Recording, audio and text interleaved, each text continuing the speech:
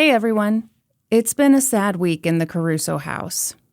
A few days ago, Norm and I said goodbye to our sweet, curious, 17-year-old cat, Boo, and we're having a hard time with her loss.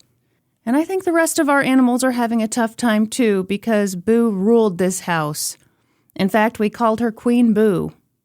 We're not really sure what to do without her, but we knew we couldn't work this week. So we're putting out this episode, which actually comes from our Patreon. Every month, we put out a bonus episode for patrons, and the episode you're about to hear is one of our favorites. It's about a really tough woman who didn't take shit from anybody. We'll be back to our regularly scheduled programming next week, but in the meantime, please give your pets a scratch under the chin. Hope you're all doing well. We'll see you next week. Hear ye, hear ye. You are listening to an old-timey podcast. I'm Kristin Caruso. And I was once retweeted by Iggy Azalea. It's Normie C. It's true. And on this episode, I'll be talking about a very expensive painting. Ugh. Question mark? Painting? What? Is this about art? I love this story, damn it, Norm! Listen. You think you're hot shit because one time in like 2015, Iggy Azalea retweeted you. I got news for you, did. son. You ain't shit. She hopped in my DMs. No, she said, didn't. I love what you're doing online. No, she Keep didn't. it up, buddy. She did retweet me, though. That was quite a moment for me. It was quite a moment. Yep. I said, Kristin, guess who just retweeted me? What was the tweet? It was about...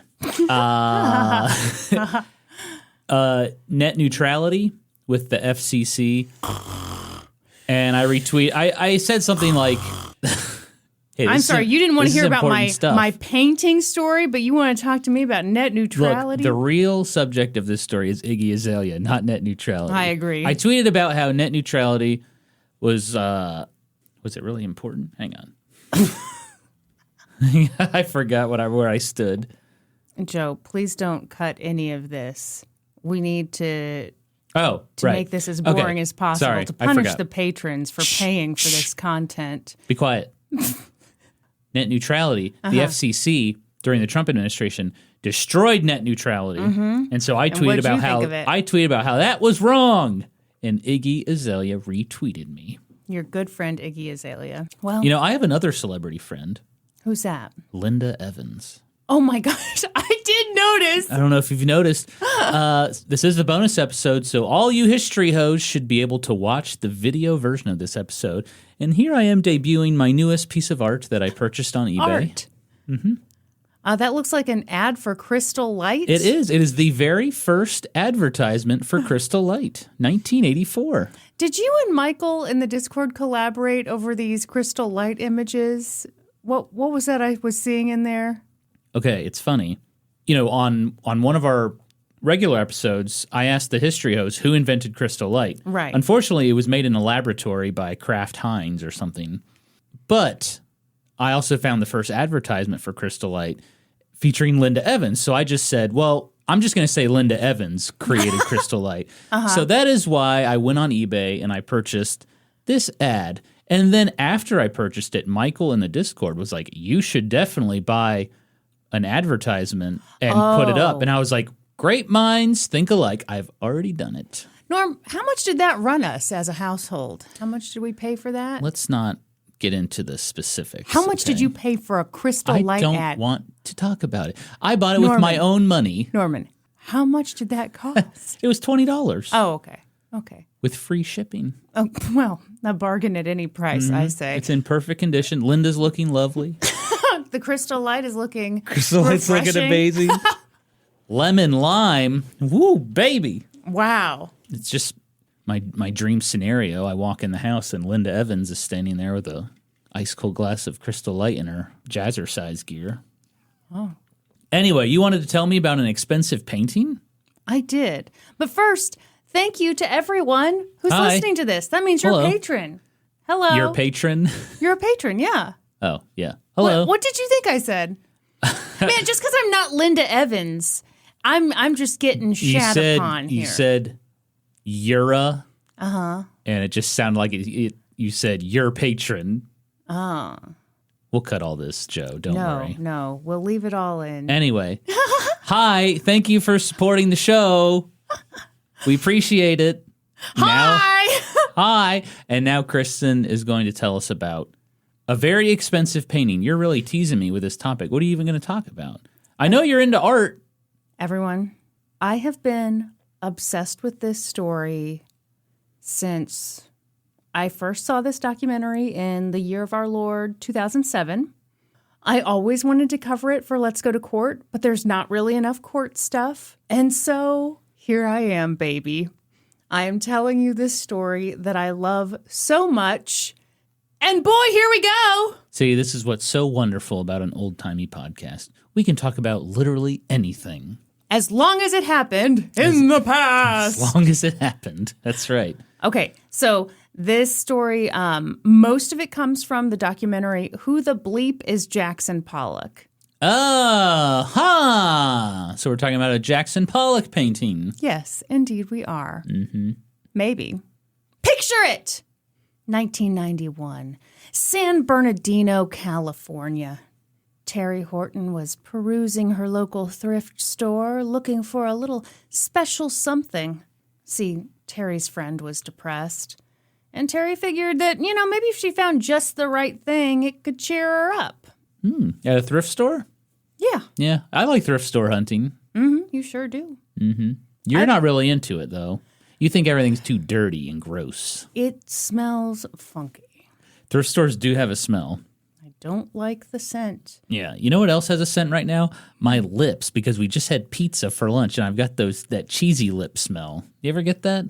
Okay, you talked to me about this the last time you had pizza, and I went to kiss you, and I was like, why does your mouth smell like that? And you said, I got the cheesy lips. I got cheesy lips. And you said it as if this is a thing everyone knows about. History hose, weigh in. When you eat pizza, do your lips kind of smell like cheese? Not kind of. I mean, yours you would think you had 2 mozzarella sticks just on your face. Yeah, I gotta do the Listerine and brush after I eat pizza because it's real cheesy. Similar to a thrift store. Okay. Especially the clothes section. So Teri looked through the thrift store, and then all of a sudden she stumbled across this thing. It was a painting? Uh-huh. Sort of? Painting, sort of? Yeah, I mean, it looked like just splotches of paint that had been flung at the canvas. No particular rhyme or reason. Definitely wasn't art. In Teri's mind, a painting should be of something. You should look at it and know what it's about, like a Norman Rockwell or maybe a nice close-up of a clown. If you're wondering, by the way, is Teri's living room wall covered in not 1, not 2, not 3, but 4 clown paintings? You'd be wrong, because I counted 6 of them. Jesus Christ. Hang on. There's no limit to how many clown paintings you can have in a room. What the? I had to find that button. Mm-hmm. Why clown paintings? To each his own, Norman. Ugh. Maybe she loves a clown painting. On velvet, of course. Why was that such a thing? For a while there, everyone did Elvis on velvet or clowns on velvet. I really don't like clowns. No, most people don't. They're terrifying. What's that phobia when you're afraid of clowns? Clownophobia. No, it's not. Honkophobia. Coulrophobia. Fear of clowns. If you see a clown, it can cause anxiety, nausea, racing heart, and sweating. Hey, it's a real thing, Kristin. I'm sorry. I just like funny. the idea of you seeing one and just immediately vomiting. I like the idea of me seeing one and just sweating profusely. It's a clown. Is it better if it's just a nice velvet painting of a clown? I can deal with just a painting. Oh, I just knocked the microphone. I apologize. That's fine. It's a bonus episode. We don't give a shit. We'll do whatever we want. Wow. Wow.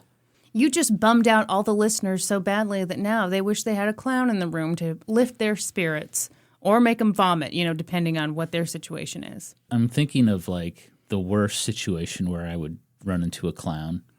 In a previous episode, we talked about eating at a restaurant and a magician came up to the table. Right. That was bad enough. Imagine if it was a clown that came up to the table. Yeah, but that's not the worst situation. It would be for me. No, let me tell you the worst situation for you. What? You ready? You ready to get a little spooked? Uh-huh. Okay. You and I like to hike. Yeah. There have been a couple occasions when we're out in Colorado, we start a hike and it's starting to get a little dark and we're like, oh, do we turn around or do we try to finish? You know, and it's always a little, Let me throw a scenario at you. Yeah. You are hiking. It's starting to get a little dark, but you decide to press on because that's the Normie C way.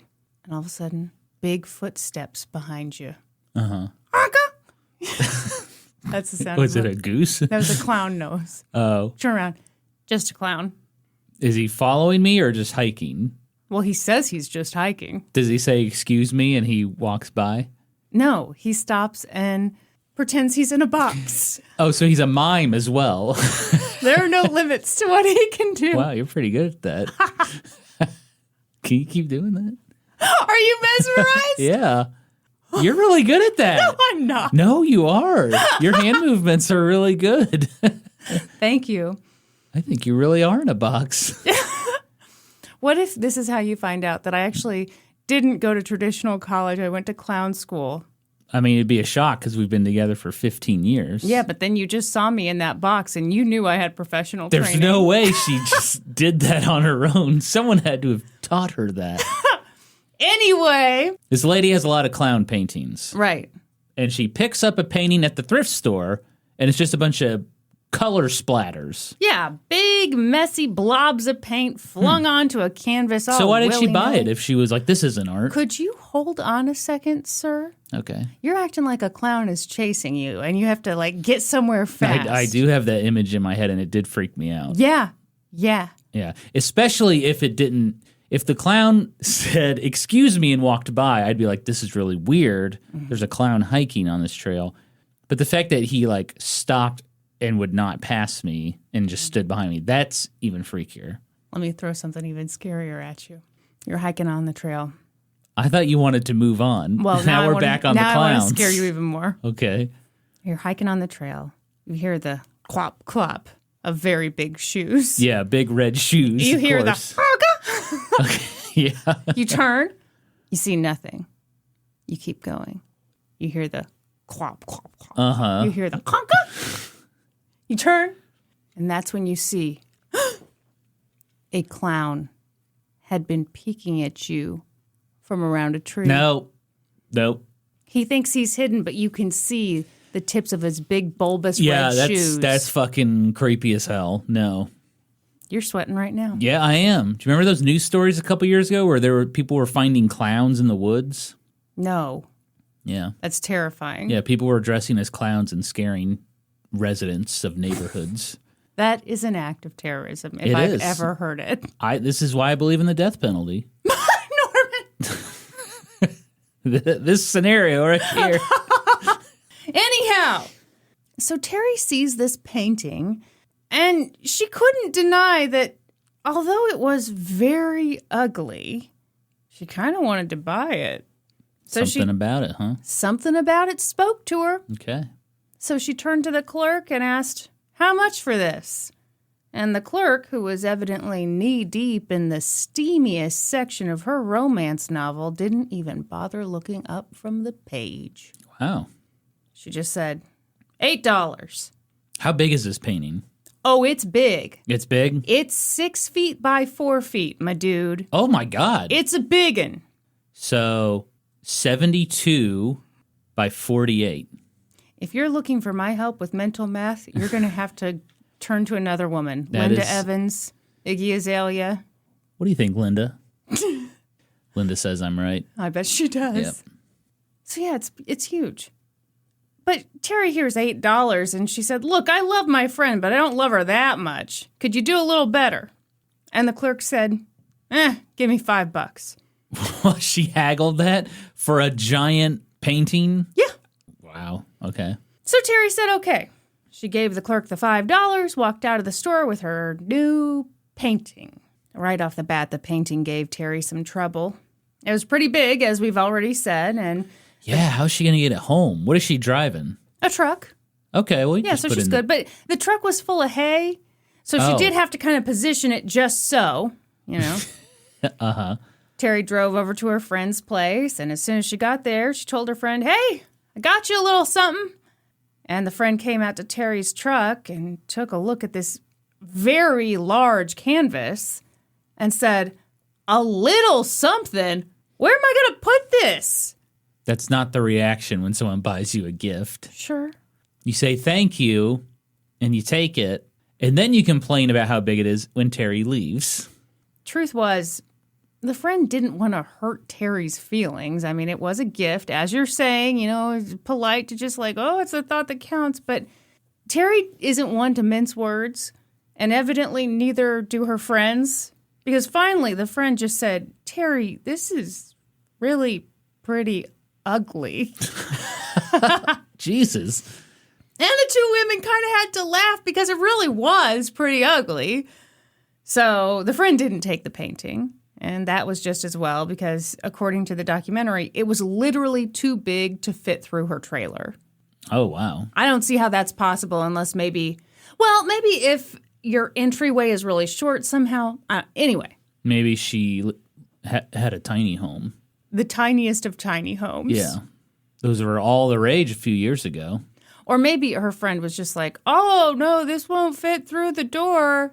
Darn." Oh, darn. You're going to have to take it with you. Yeah, I have a 4-foot door. Sorry. Yeah, I'm actually a gnome, so I don't know what you were thinking. I'm a goblin. So Teri took the painting back to her own trailer, but she didn't really have room for it either. And again, she thought it was ugly. Mm-hmm. So eventually she decided, I'm just going to put this in a garage sale.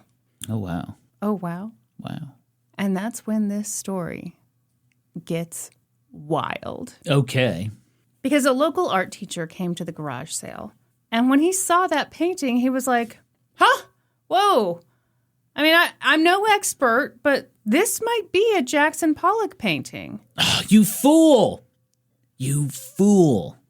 Why? He does not know how to garage sale. You see something incredible. You don't say a word. You say how much. You pay for it. You leave. And then you gush over it. I disagree. Oh, really? I think it kind of depends on the neighborhood. Oh, yeah? Well, if you're in a neighborhood where clearly, like, somebody doesn't have a ton of money and they're selling something that they have no idea might be insanely valuable, might change their whole life, and you're in a position to, like, help them out and tell them the truth. What if you are also poor? Oh, then all bets are off. That's what I'm saying. Okay. Yeah, I don't know. I think it's tough. I see what you're saying. Yeah. I understand your point of view. Okay. I'm thinking back to my days as a young man. I can tell you are. Buying stuff at garage sales Yeah. and like finding some incredible deals. Sure. And I mean, maybe I'm being kind of silly about this because you are supposed to get hopefully a deal at a garage sale. Mm-hmm. But I think ethically there's a limit to how good the deal should be. How about that? Sure. So this guy says, "This might be a Jackson Pollock painting." And Teri said, "Who the fuck is Jackson Pollock?" A perfectly reasonable response. I don't think Jackson Pollock's like a household name. Depends on the house. Depends on the era. I mean, yeah, I guess. I don't know. It just doesn't seem like an artist that everybody would know. No, I about. agree. I Okay. agree. So let's talk about Jackson Pollock. He is a very big deal in the art world, specifically the modern art world. And even more specifically, the abstract expressionist movement. He has a permanent room at New York's Museum of Modern Art. His work is displayed in the Tate Gallery in London. The Taint Gallery? Tate, Norman. It's right between the Butthole Gallery and the Vagine Gallery. Watch your step.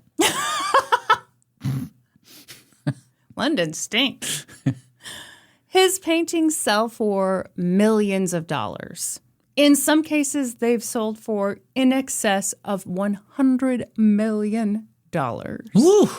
And that's pretty wild because a lot of people look at his art and say, "You call this art?" Well, you want to know why his art was that way, right? Why? It's because he's a fish.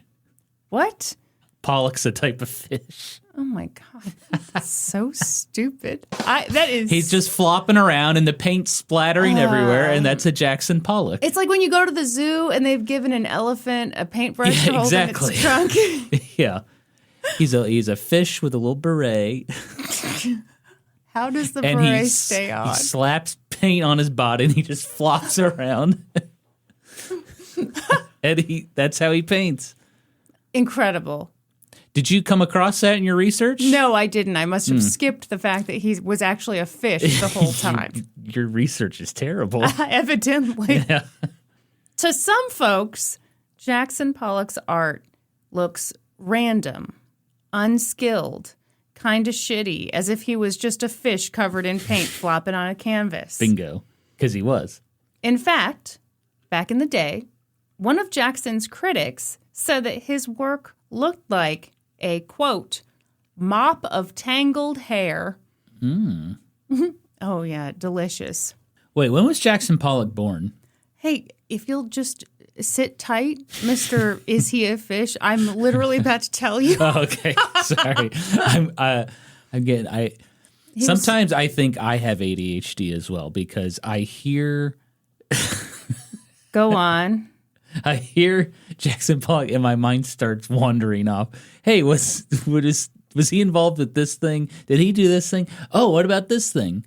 For those of you who watched that on video, I hope you made note of the meaningful glances I gave you. Everyone, Norm thinks he might have ADHD. I've always suspected. And also, you know all the random facts from every movie you've ever seen. And anyway, you might have some stuff. I might have some stuff going on. It's possible.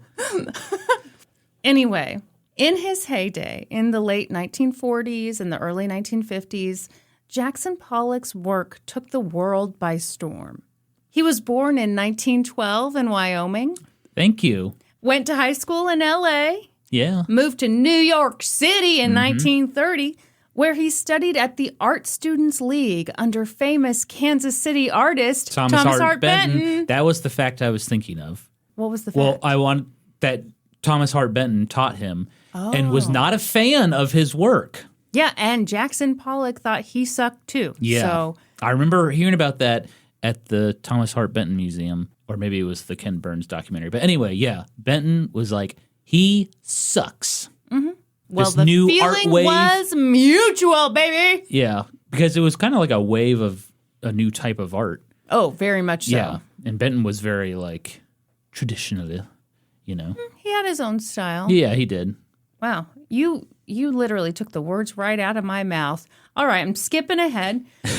Jackson gravitated toward Picasso. He liked the modern stuff. He attended a workshop led by David Alfaro Siqueiros, who got Jackson thinking about totally new ways to create art. Why use traditional paint? Why use a paintbrush? Why not fling the paint at the canvas? And it helped a lot because he was a fish. Shut up! He can't even hold a paintbrush. Over the course of Jackson Pollock's short career, his style evolved a lot. He went from making Picasso-esque paintings to something totally different. Something like what Teri picked up in the thrift store that day. What do you think of that kind of art? I have developed more of an appreciation for it just because, obviously, in addition to rewatching this documentary, I also watched a bunch of stuff on Jackson Pollock and his style. Mm-hmm. And I have an appreciation for it. Yeah, I've always really liked that kind of art. Yeah. And I don't think you necessarily have to look at a piece of art and like see something. You can just be like, oh, that's pretty. You know, I think Pollock's stuff is very nice to look at.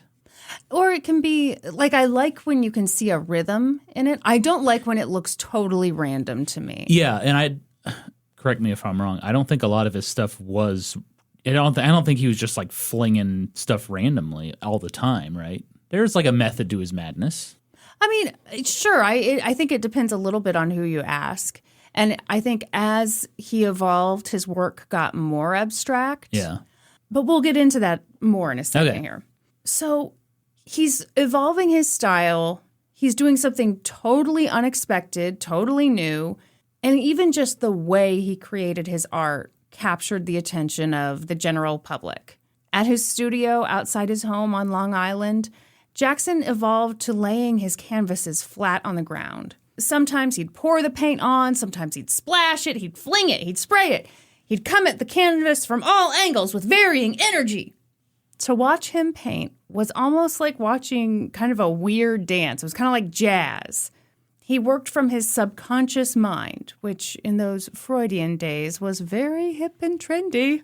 Mm-hmm. It meant he wanted to sleep with his mother. That's what all of his work meant. Basically. Uh-huh. Yeah. Which you wouldn't think that'd be on a fish's mind, but hey, it's subconscious, okay? There's a lot about fish we don't know, okay?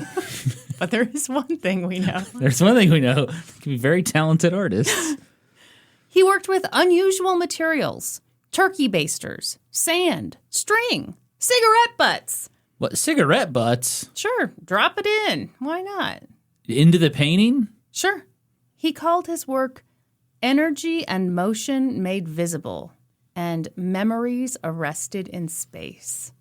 I think that's what I like about his stuff. The energy and motion made visible. Like you can really feel like how you can kind of threw himself into it. Envision how he made it. I know this is going to sound so weird and maybe even douchey. It kind of reminds me of podcasting a bit. Oh, okay. Hold on. Wait a minute. In that you do all this stuff to prepare for an episode. Uh-huh. And you've got your script and all that stuff. But then when you're actually doing it, things surprise you, like your husband talking about Iggy Azalea, or actually Jackson Pollock was really a fish. And so, it just becomes this other thing. Like, you go into it with a plan, which I imagine he always had some sort of plan. But there's a serious improv to it. His wife, Lee Krasner, was also an artist, and she helped him hone his unique style. And by the late 1940s, he was a household name, Norm. I wasn't born in the 40s, so yeah, not to me. Your name says otherwise. The big artist in my life was probably Bill Watterson. Who's that? Calvin and Hobbes. Oh, excuse me. Or Charles Schultz. Yes. I guess that's a little different than art. I mean, doing comic strips. Who's to say? He got a spread in Life magazine. His work symbolized American freedom. It was so unrestrained, so seemingly unplanned. But success, turns out, is not a cure for everything, Norm. Damn. I kind of thought it was. Yeah, well, devastating. You know how when Iggy Azalea retweeted you and all of your problems vanished forever? Mm-hmm. That's not what happened for Jackson Pollock. He struggled with alcoholism his whole life, and in 1956, when he was just 44 years old, he died in a car accident. 44? Yeah. His mistress was flung from the vehicle, but survived, and another woman who'd been in the car with them, a woman named Edith Metzger, died as well. Was he driving? Yeah. Was he drunk? Yeah. What? I think that's fucked up, that's all. Yeah, it sucks. Yeah. So, Jackson Pollock was a very influential and controversial artist who died young. And these days, his work is incredibly valuable. We're talking major money for artwork that, to a lot of us, looks like a random ass mess. Yeah. So when Teri Horton found out that she might have stumbled ass backwards into a genuine Jackson Pollock painting, she was stunned. And of course, she took it out of the garage sale and went to her local library and did a bunch of research on Jackson Pollock and began the process of trying to figure out if her painting was real.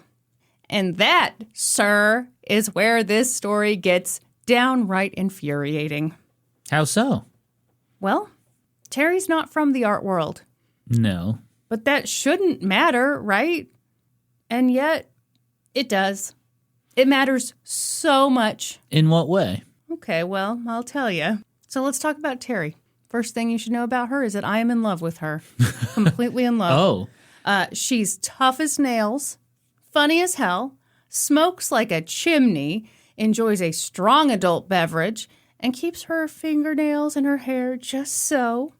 And if you think that she's paying retail for anything, you've got another thing coming, because Teri will go to a TJ Maxx and then drive by a few days later to check the dumpster to see if that thing she had her eye on happened to make it out back.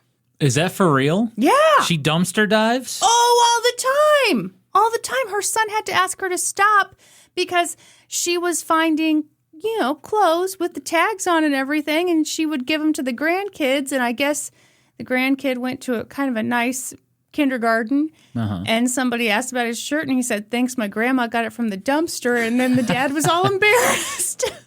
Hey, people used to dumpster dive when I worked at GameStop.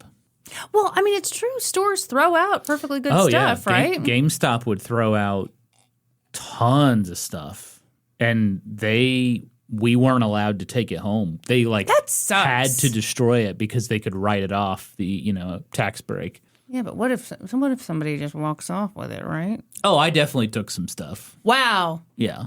Lock them I up. threw it in the dumpster, and then after work, I went to the dumpster and took it out of the dumpster. Okay. Did they have surveillance cameras? I don't think they did on the dumpster. Yeah, they probably didn't care enough. I mean, the biggest thing I got in trouble for at GameStop was eating yogurt. Well, you had no right to do that. Yeah, I was working at GameStop one afternoon, and I was the only person there. And clearly, you weren't the only person because you got in trouble. I was the only employee. Uh-huh. And, busy day. Mm-hmm. And so I thought, there's a little lull in the day. I'm going to whip out this yogurt and slurp it down. Was it a Go-Gurt, or did you have to spoon it into your mouth? Because that takes extra time. I had a little spoon. Mm-hmm. It was like one of those Greek yogurt, Chobani, whatever. And there's one customer in the store. He's just browsing. So I was like, I'm just going to eat my yogurt. Blah, blah. And then the guy left. Well, a couple days later, the district manager got a call from that dude in the store. So ridiculous. Because I didn't help him.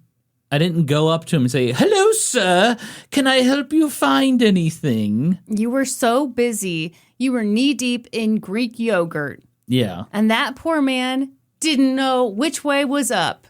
He was so lost in that GameStop. They legit took me to the back of the GameStop, pulled up the surveillance footage of me eating yogurt. Shut up. And they're like, you are not allowed to eat in the store. We got a call from a customer that you were eating yogurt and not helping him find a game. Why on earth was it necessary to pull up the footage? Did they think you were going to deny shame me, it? Kristin. I mean, oh gosh. So I got written up for that. Fuck big corporations. It's funny. It was my dream to work at GameStop. Yeah. That was the worst job I've ever had. Easily. Yeah. Anyway, back to Teri and her dumpster diving ways. I have plenty more GameStop stories, by the way. I really like your GameStop stories. So keep listening to the podcast, folks. Yeah, that's how we keep them listening. So Teri's a dumpster diver, and it should surprise no one. Actually, where do you think Teri grew up? A city, or what are you asking exactly? Yeah, a city, an area. The South? You've been to this area. You're going to need to be more specific. Really? Tough as nails woman. She'll cuss you out, but, good, got a good heart. Uh-huh. Wants to help out a friend who's depressed. Where? She grew up in the Ozarks of Missouri. Oh, yeah, baby. Yeah. Yeah, that is a special breed of person. That is, for sure. She came from a big family. Money was always tight. They didn't have electricity or running water on the farm. She married the first guy she ever dated, and a few years later, he left her. At some point, did you just sniff your cheesy lips? You did, didn't you? I saw it happen. I saw you sniff them. I don't think I did. Okay, I did. I admit it. I sniffed my cheesy lips. You think I'm not going to notice that you're sitting there going, How did you catch me? It was so obvious that you were sniffing your upper lip and loving it. We sat down, we started recording. I was like, oh shit, I have cheesy lips. I tell you what, here's what we're going to do. We're going to stop so I can get some more drinks. And if you need to do something about your cheesy lips. I got to hit the Listerine hard. Okay, hit it. All right, I'll be right back. All right, my cheesy lips have been cured. You sure? Mm-hmm. By the way, you know what this Crystal Light ad says? What's it Do you know what Linda Evans says about Crystal Light? What does she say about Crystal Light? I believe in Crystal Light because I believe in me. That is so inspiring. That's too much. No, that's really cool. I believe in crystal light because I believe in me. That's ridiculous. It's crystal light. But it's helping her reach her goals. Look at her. I believe in myself, and therefore, I believe in crystal light. Yeah. I hope you're all inspired. I know I am. I've got my crystal light right now. Do you believe in yourself? I do. Especially now that you're not sipping that stuff through 2 mozzarella sticks. It did smell that way. So, at some point, Teri became a long-haul truck driver. She did that for like 20 years until 1987 when another truck driver collided into her. Oh. Immediately after the wreck, she cussed that dude out 12 ways to Sunday. And the guy was like, ooh, I'm glad you're not a dude because you would have kicked my ass by now. Yeah. In other words, Teri was a tough cookie, a little rough around the edges. She had an 8th grade education, but a boatload of common sense, very good bullshit detector, and she'd always been a bit of a treasure hunter. She was always amazed by what other people were willing to throw away. It's true that some of it was junk, but every now and then she would find something of real value. It is. It's quite a rush when you find a treasure. What was your biggest treasure? Oh man, there's a few examples I have. My favorite was it's all video game stuff. Of course, yeah. My favorite video game of all time, Earthbound, which is worth quite a bit of money. I found at a thrift store for $2, and I remember it was that much sweeter because I knew the owner of the thrift store, and she outbid me at an auction one time and was very proud that she outbid me at the auction. Wow. So I went to her thrift store, and she was selling Earthbound for $2.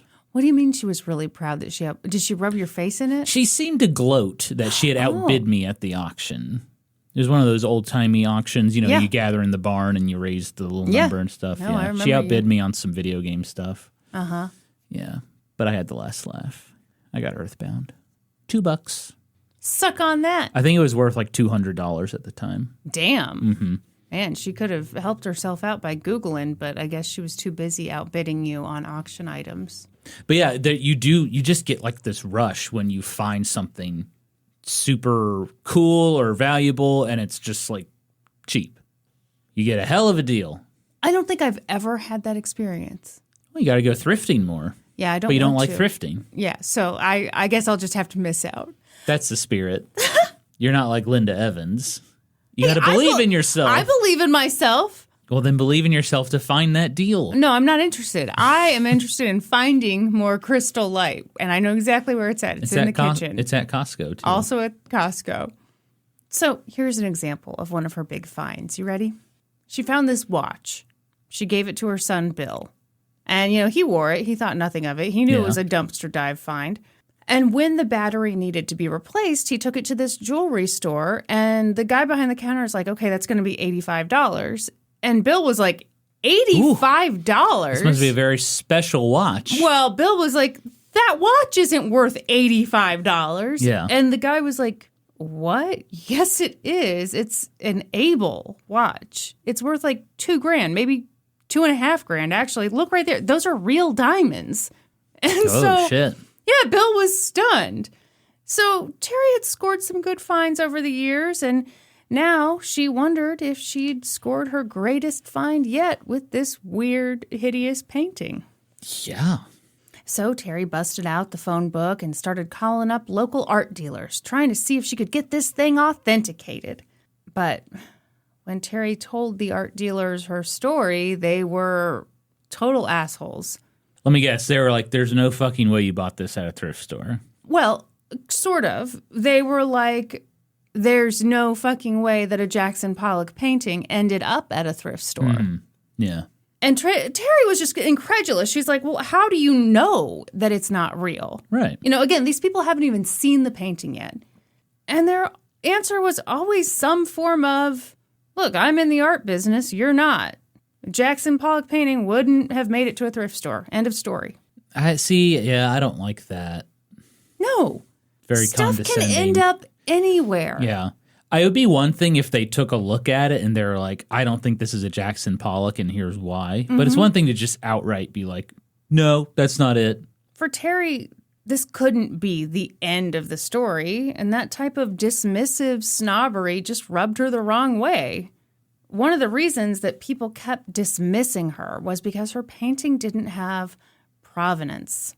In other words, the art world needed a record of who had owned this piece of art, and they needed a record of ownership that linked Teri's painting back to Jackson Pollock. Worth noting, records of ownership get faked a lot in the art world, so it's not like they're perfect, but they're still like the main thing that the art world, and specifically art galleries and art dealers, use to protect themselves. So they kind of have to like trace the origin of the painting. Yeah. It's how they establish whether something's authentic. One of the attorneys who was interviewed for the documentary talked about it like insulating them from liability. Right. If they've got provenance, then they can say, yes, this was definitely painted by this famous artist, and then they can charge an arm and a leg for it. Mm-hmm. But if they don't have that, they're not charging anything for it. Yeah, it's like you need a certificate of authenticity. To say, this fish flopped around on this canvas. I hereby attest that I saw this fish flop on a canvas.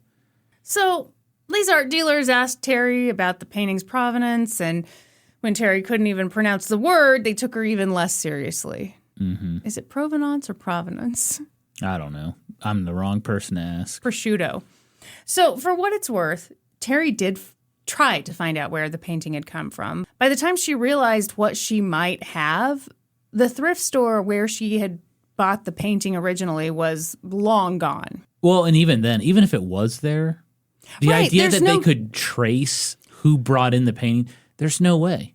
I mean, potentially, maybe if the person had, like, asked for a receipt, maybe to write it off. But even then, like, if they're asking for...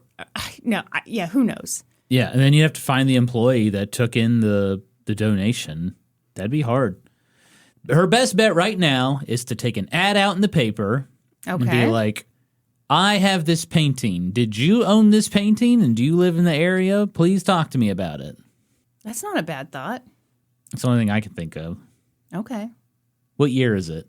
93 probably. Yeah, at this so point. you can't you're not going to do like a Craigslist ad or anything. All right. So Dot's spot thrift was gone. Dot was dead. All Teri had was her receipt. But these fancy folks kept acting like provenance was the one thing stopping them from even looking at Teri's painting, so she decided to invent her painting's provenance. Oh, no, don't do that. Are you ready to hear a story that Teri told to actual real people in the art world? So she's only doing this so people will take her seriously. Yeah. Okay, let's hear it. Here we go. Teri got the painting from an old bartender named Pops. See, Pops used to have a bar in Mount Baldy, California.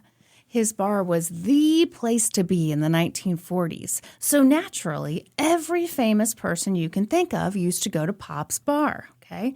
Well, one day, the bar was filled with all the usual suspects. Oh, geez. And all of a sudden, it started snowing. Oh, my gosh. And it snowed so hard and so fast that all these famous people got stuck in the bar. Oh, no. And since they had nothing better to do, Jackson Pollock, who was, of course, at the bar that night, busted out some of his paint because, he always had paint on him. Oh, my God. And he was like, hey, why don't we all go off into our own little corners of the bar and paint? And, after a while, we can show each other our work. Jackson Pollock, the guy who had a drinking problem, is going to stop everything he's doing at the bar and bust out a canvas and start painting. Why not? You can drink and paint. You ever been to one of those, wine classes where they dee. Oh, yeah. Where you everyone does the same painting. Yeah. I've actually never been to one of those. Well, that's why you think this story is fake, because you've never been to one of those places. Also, where is she saying Pop's bar is? In California? In where she Mount lives? Baldy, California. Mount Baldy. Pay attention to this very real story, Norm. So why was Jackson Pollock in Mount Baldy? Well, hey, guess what? Sometimes people travel. Is there any record of this business existing? I'm going to finish the story. Okay, you rude-ass dude. So anyway, Jackson Pollock comes up with this idea. Let's paint. Yeah. And hey, we can drink while we paint, you know, Norm. We can do more than one thing at once. So everyone thought that was a great idea. So the actor James Cagney went to his little corner. James Cagney. And Humphrey Bogart went to his corner. And John Wayne went to his corner. It's a who's who at this bar. And Jackson Pollock went to his corner. And Academy Award winner Broderick Crawford went to his corner. And he stripped down completely naked because, you know, he thought it'd be funny to paint in the nude. And, you know, it's a rowdy scene. How many corners does this bar have? So many corners. It's just all corners. And, you know, Jackson starts doing his thing, dripping, flinging, flopping, dropping. But you know what? What? Freaking Joan Crawford kept looking over his shoulder, bothering him while he was trying to paint. Okay, the more people you add to this story, the less credible it gets. And the more incredible it becomes. And also, the more chance that people can verify if it's real or not. Anyway, Joan Crawford was a real pain in the neck because she had the nerve to tell Jackson Pollock, you know, how to paint, what to do. Can you believe that? Frankly, you know, I can't actually. Pops, the bartender, thought Joan Crawford was way out of line, and I agree, obviously. Anyway, some time passed. They finished up their paintings in all their little corners, and then they displayed them up on Pop's bar. And get a load of this, Norm. You're going to love this part. Jackson Pollock was standing back, admiring his work, and he said, "Oh, wait, I'm not finished yet. I need to sign it." So you know what he did? He got up on the bar, pulled down his pants, took out his penis, and signed the canvas with his dick. Yada, yada, yada. Years and years later, Pops became friends with Teri, and in 1991, you know, he gave her that painting. Just, you know. He signed the painting with his dick. Sure did. This guy had a big dripping hog then if he could sign a painting. Provenance complete. Did this painting actually have his signature on it? No. Okay, well then that's just made up. Well, sure, it's just this little squiggly line. That was his dick that did that. Uh-huh. Believe it or not, some art dealers actually believed this story just a little bit. Dear fucking God, what? One art dealer even claimed to have also known Pops. Oh, yeah. Mm-hmm. That's great for Teri because now Teri knows that art dealer's full of shit. Well, here's the thing. She thought everyone in the art world was full of shit. Mm-hmm. It's just a matter of, like, who's going to be full of shit with me, with this particular brand of shit that I got. Norm, as you have already pointed out, Teri's story could not stand up to scrutiny, like even the slightest bit of scrutiny. Yeah, because you included like 5 or 6 famous people in the story. It's so obviously made up. But by this point, she's like a dog with a bone. She had to get someone to tell her with actual authority whether or not her painting was a Jackson Pollock. She reached out to the International Foundation for Art Research. They're the authority on authenticating works of art. Mm-hmm. So they examined her painting, and they reached a decision. They decided that what Teri picked up in the thrift store way back in 1991 was not a real Jackson Pollock painting. Why? They said it looked like one, Yeah. but it wasn't. The splatter pattern looked intentional in some places, which that was not his thing. And that's a dead giveaway for it not being a real Pollock. Okay. So, final decision. There you go. And that's the end of the story. Nope. Good job, Kristin. Oh? The report was unsigned. And Teri asked, well, who issued the report? Like, who did you consult? And they wouldn't tell her. And to Teri, that just seemed like more bullshit from the art world. So she kept going. And if you're wondering, gee, were these art folks really that snobby? Did Teri just have a chip on her shoulder? Well, the documentary did a superb job of letting people be themselves and tell on themselves. Okay. You know, Teri's there in all her glory with her clown paintings and she's smoking. She is who she is. And Thomas Hoving was who he was, which is possibly the biggest snob ever captured on film. Oh. He used to be I can't stand this guy. He used to be the director of the Metropolitan Museum of Art in New York, and he comes from a very upper crust family. His daddy used to be the head of Tiffany and Company. Oh, daddy. He has his PhD from Princeton, and he agreed to take a look at Teri's painting and give his expert opinion on whether or not it was a real Pollock. And just in case you are even thinking about questioning this man's expertise, I would like to read to you a direct quote.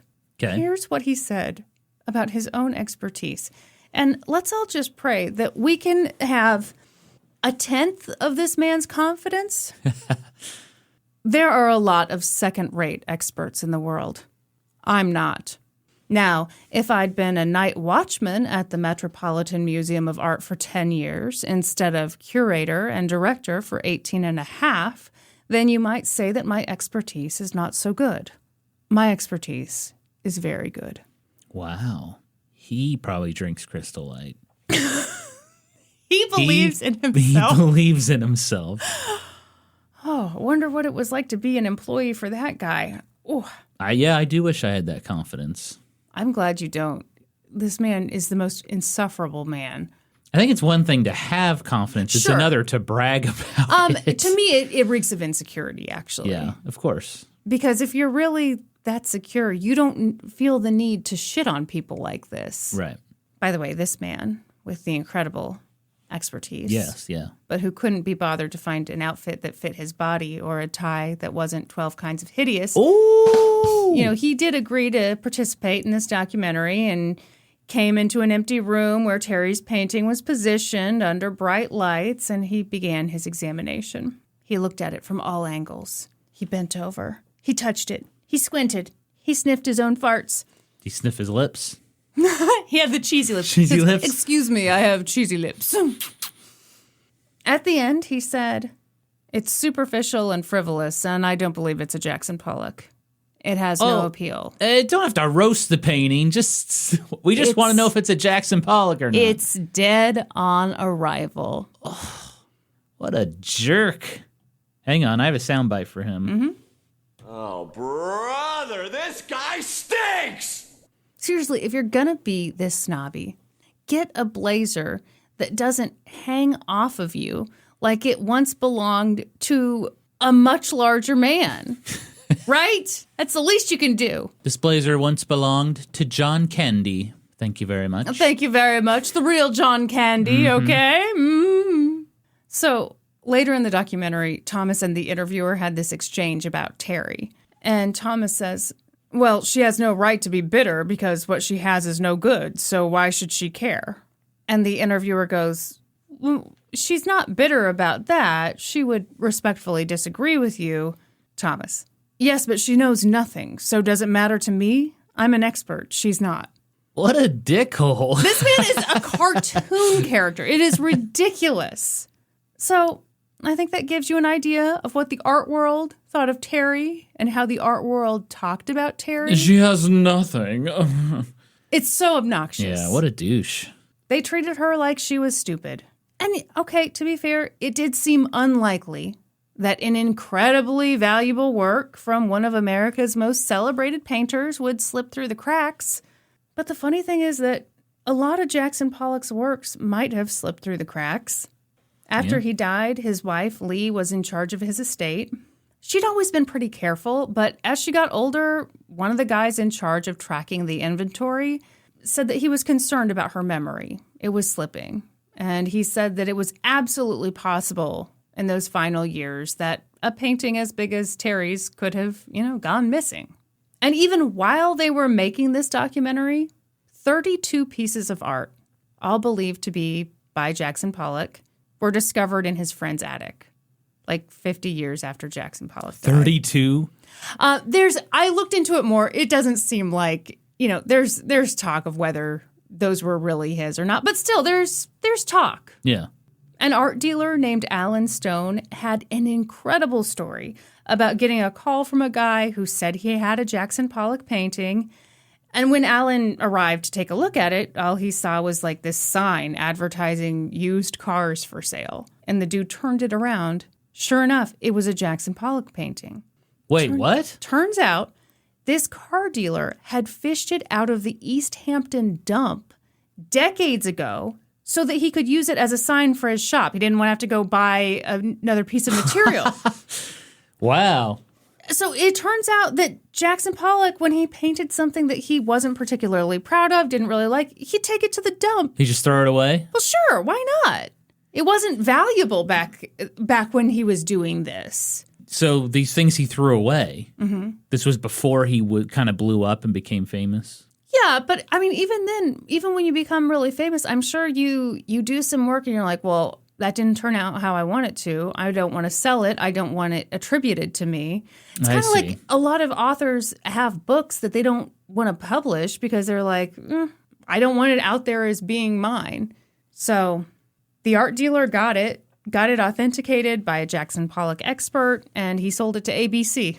And now it's in their permanent collection. ABC, like the broadcasting? American Broadcasting. Sold it to ABC. I know. That's a weird twist. So it's not like it was impossible that Teri might have stumbled upon a real Jackson Pollock painting. Yeah, absolutely. Yeah, I think that's true of anything. Like, any of us could stumble upon something very valuable and just not know it. But there was something about this painting, and maybe something about her, that never quite passed the initial test with the art world. But Teri kept going.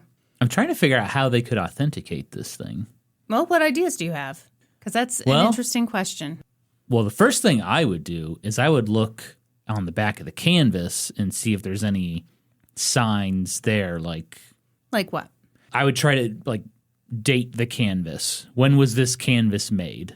Okay, yeah. Because if it was made after Jackson Pollock died, it's like, well, obviously Jackson Pollock didn't paint this. Yeah. I guess that would be my first step.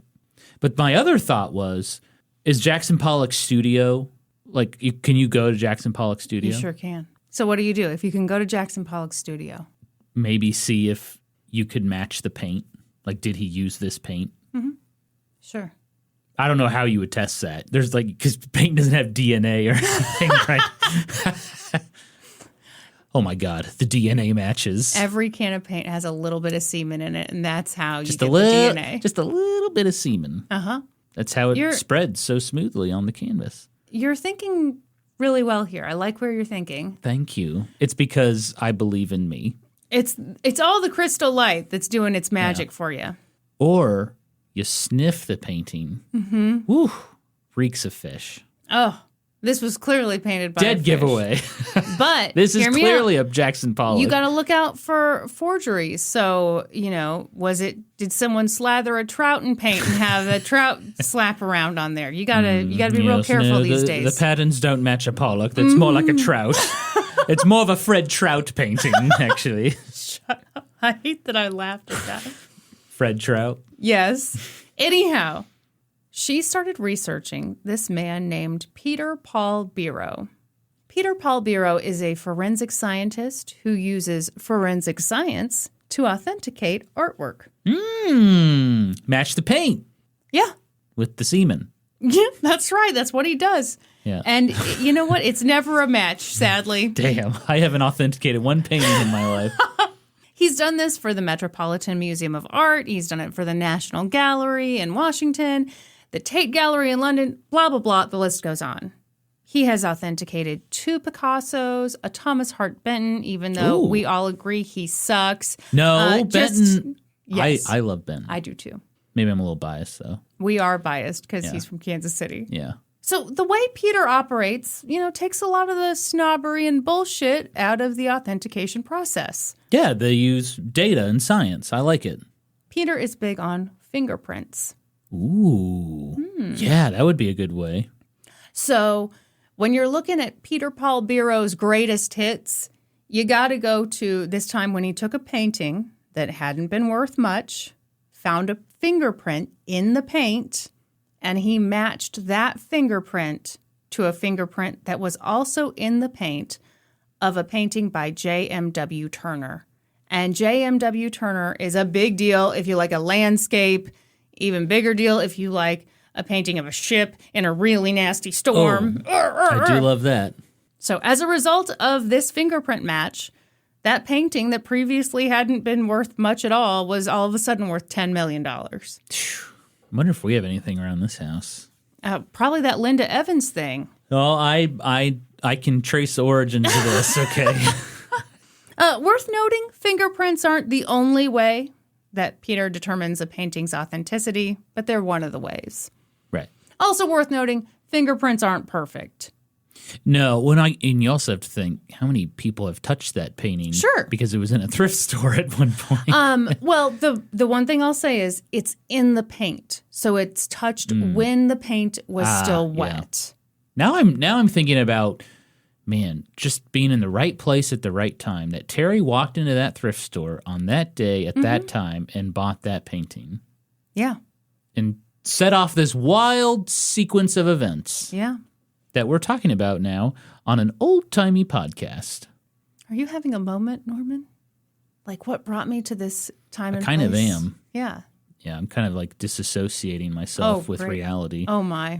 I'm like zoning out. You know? All that talk about clowns got you real freaked out. Now you're like, why am I God, here? Why What am did I you doing? remind me about Sorry. the clown on the hiking trail? Now there's a painting. Oh, a clown on velvet on a hiking trail with a scared Norman. A scared, non-threatening boy. Yeah. So when Teri found out about Peter, she was like, this is the guy. This is who I need to hire. So Teri's son, Bill, hired Peter and flew him out to California to take a look at the painting. Wait. How much money is it to hire this guy? Okay, I saw a figure that came from an article that I read that came out in 2010. Yeah. And he said his figure was $2,000 a day. Very expensive. Sure. $2,000 a day. Yeah. And Teri's son, Bill's footing the bill for this. Okay. Oh, I get it. Bill. Yeah, Bill. Yeah. Okay. Hang on. Thank you.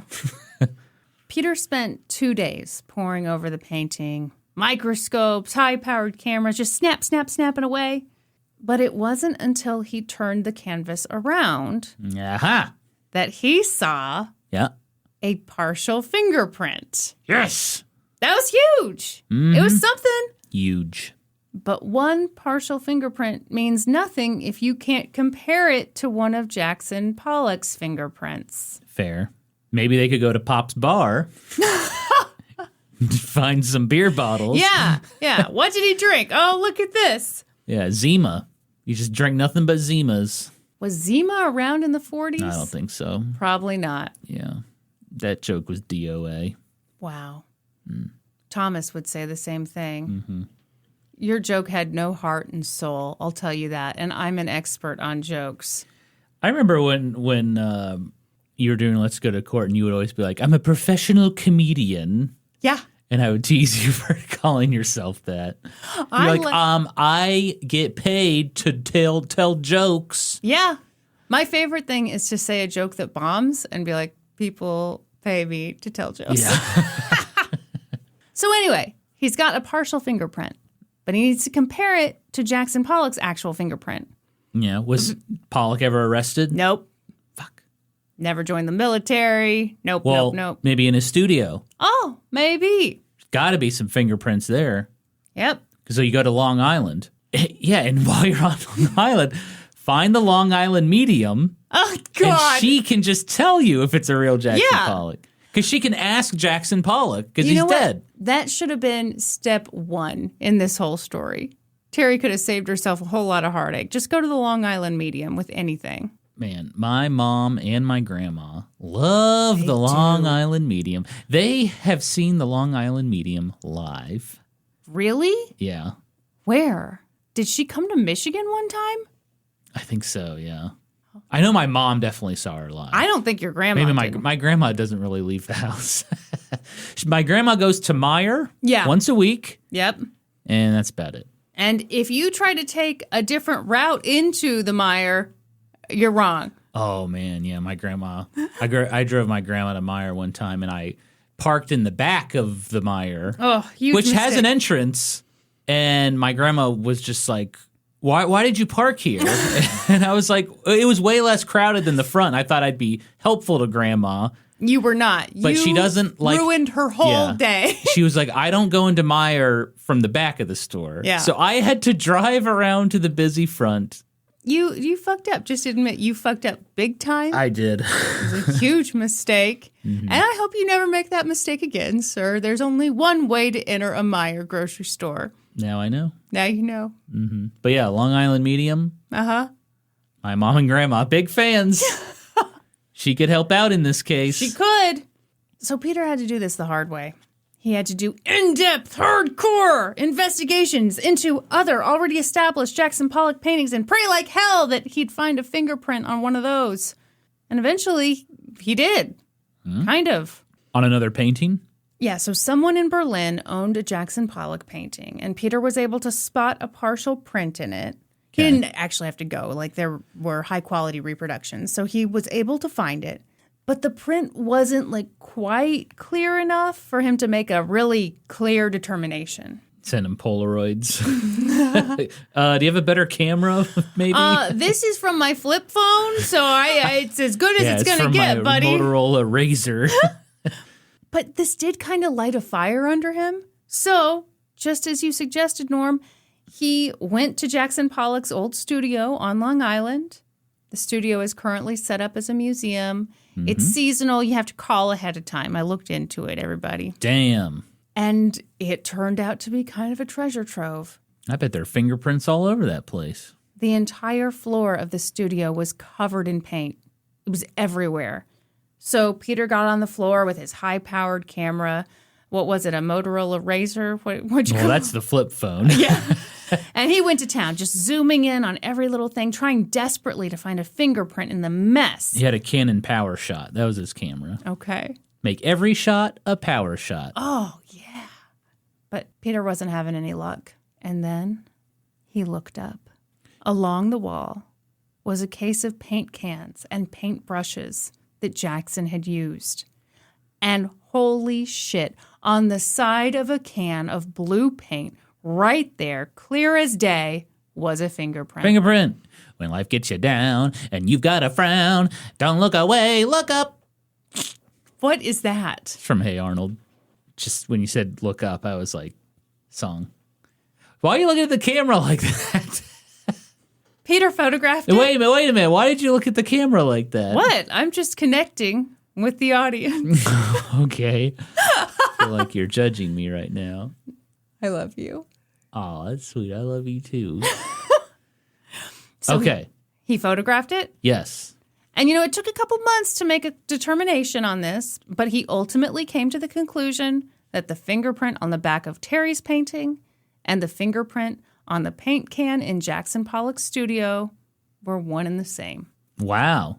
He called in the former head of the Canadian Royal Crime Lab to check his work.